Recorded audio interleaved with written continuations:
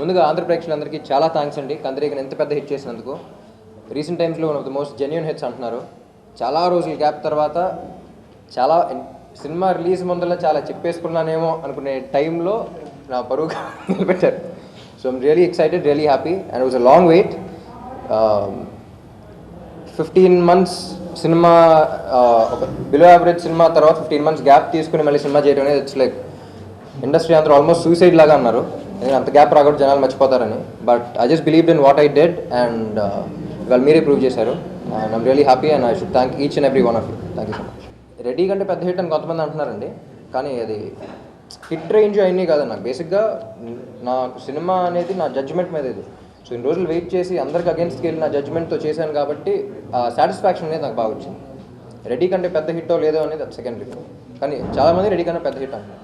అది 4-5 కలిపి తీసినా తీకపోయినా ఫైనలీ ఆడియన్స్ యాక్సెప్ట్ చేశారు. So that's what we really happy and చాలా నవ్వుకున్నారు. చాలా రోజుల తర్వాత ఫస్ట్ డే మార్నింగ్ షోకి వెళ్ళాను. లాస్ట్ ఫిల్మ్ వాజ్ జగడం, దేవదాస్ జగడంకి వెళ్ళాను. తర్వాత వెళ్ళా ఫస్ట్ డే. కానీ ఫస్ట్ డే థియేటర్ అంత రెస్పాన్స్ చేసిన తర్వాత లైక్ రియలీ హ్యాపీ. అంటే మేము అనుకున్న దానికి అనుకోనట్లు కూడా బాగా నవ్వారు. సో 4 సినిమాలు కలిపి తీసామా లేకపోతే ఏం తీసామా, ఆడియన్స్ మాత్రం ఎంటర్టైన్ చేసాం. సో ఆ విషయంలో వెరీ సాటిస్ఫైడ్. సో డైరెక్టర్ అనేవాడు ఫస్ట్ సినిమా ఇది అసలు ప్రాణం పెట్టి చేశాడు. అండ్ అందరూ సినిమాలో పనిచేసిన ప్రతి క్యారెక్టర్ కూడా అసలు బీఎట్ సోను సూద్ కానీ, బీఎట్ బోత్ ద హీరోయిన్స్ కానీ, సప్తగిరి అని కాలేజ్లో 3 ఆప్షన్లు అనే క్యారెక్టర్ ఉంటుంది. సో అతను ఒక చిన్న రోల్ అయినా సరే రోజు 10 calls అంట అతనికి. సో చిన్న క్యారెక్టర్ పెద్ద క్యారెక్టర్ కాకుండా అందరికి ఈక్వల్ రోల్ అన్నట్టు ఉంది. So the credit for the film goes to each and every one of Kandireega. థియేటర్స్లో ఆల్ ద సెంటర్స్ అండి, ఏబీసీ సెంటర్స్ 3. నాకు సి సెంటర్స్లో బాగా ఆడుతున్న సినిమా one of the first cinemas ఇది. అంటే రెడీ అప్పుడు కొంచెం ఉంది, బట్ ఈ రేంజ్లో కాదు అసలు. అండ్ ఏ చాట్ చూసినా it's like really encouraging. Even యూఎస్లో కూడా బాగా ఎంకరేజింగ్. సీన్స్ పరంగా లైక్ ఐ సెడ్ ప్రతిదీ మేము షూటింగ్ చేసేటప్పుడు ఎంత ఎంజాయ్ చేస్తూ చేసామో థియేటర్లో చూసినప్పుడు అంత నవ్వుకున్నారు.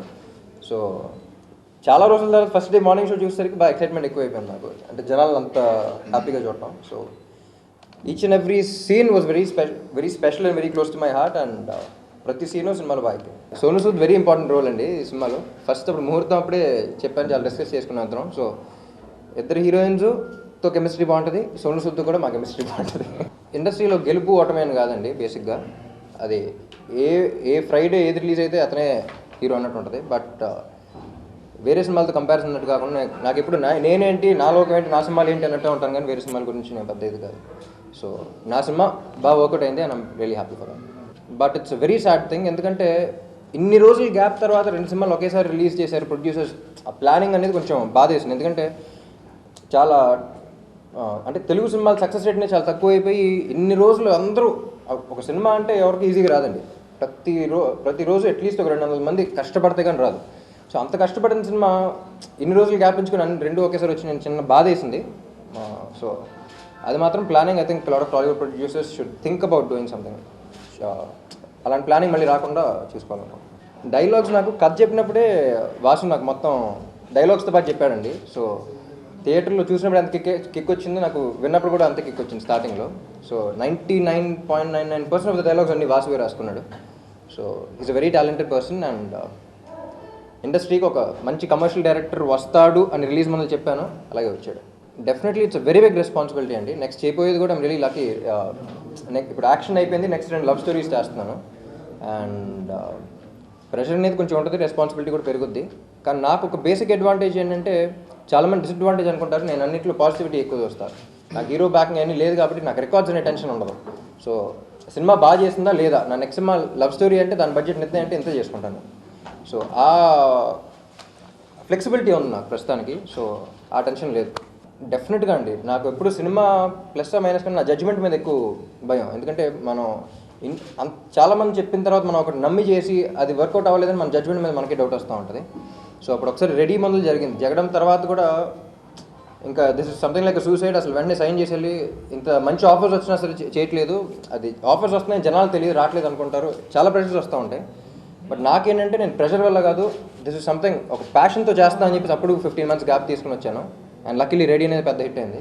మళ్ళీ 3 సినిమాలు బ్యాక్ టు బ్యాక్ తర్వాత మళ్ళీ అలాంటి ప్రెషర్తోనే మళ్ళీ I just did what I believed in and Kandireega has come out and I'm really happy. Judgment అనేది యాజ్ అన్ యాక్టర్గా కాన్ఫిడెన్స్ అనేది బూస్టప్ చేస్తూ ఉంటుంది. సంతోష్ శ్రీనివాస్ ఇప్పుడు బాగా పెద్దోడైపోయింది. అది నేను అవకాశం కాదు, బట్ డెఫినెట్గా ఆయనే చెప్పారు will definitely work again. So మా కాంబినేషన్ అనేది మళ్ళీ త్వరలో వస్తుంది.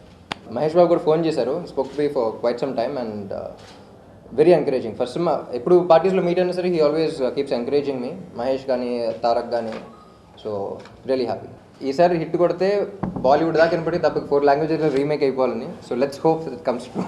అంటే సినిమా రిలీజ్ అయిన ఈవినింగే బాలీవుడ్లో చాలామంది పెద్ద పెద్ద డైరెక్టర్స్ వచ్చి చూడటం కూడా జరిగిందంట. సో ఐమ్ రియలీ హ్యాపీ లేదా. తెలుగు సినిమాలు ఇప్పుడు బాలీవుడ్లో చాలామంది స్క్రిప్ట్ ఏంటని అడగట్లేదు, తెలుగు తమిళ అని అడుగుతున్నారంట. అవునండి, ఓవర్సీస్ కూడా it's been quite encouraging. And నాకు ఇండస్ట్రీ ఎన్ని సంగతి తెలియదు కానీ నా కెరియర్లో it's one of the biggest openings and it's been doing really well. Ready కన్నా బాగా చేస్తున్నాను.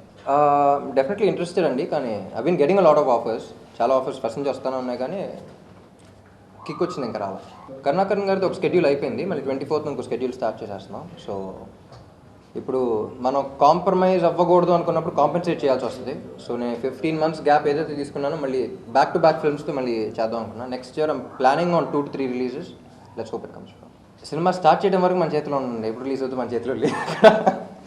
సో ట్రై చేస్తున్నా, 2 films చేద్దాం అనుకున్నాను, బట్ ప్రొవైడెడ్ మంచి స్క్రిప్ట్స్ దొరికితేనే. మళ్ళీ రేపు నాకు స్క్రిప్ట్స్ దొరకలేదంటే మళ్ళీ ఇంకో 15 months గ్యాప్ తీసుకుంటాను, తెలియదు. కానీ స్క్రిప్ట్స్ ఒక 5 స్క్రిప్ట్స్ నాకు నచ్చినాయంటే 5 films కూడా ఒకేసారి సైమిల్టేనియస్గా స్టార్ట్ చేసేంత రెడీగా ఉన్నా ప్రస్తుతానికి. బట్ 15 months దానికన్నా నా మీద కొంచెం కాన్ఫిడెన్స్ అనేది ఎక్కువ.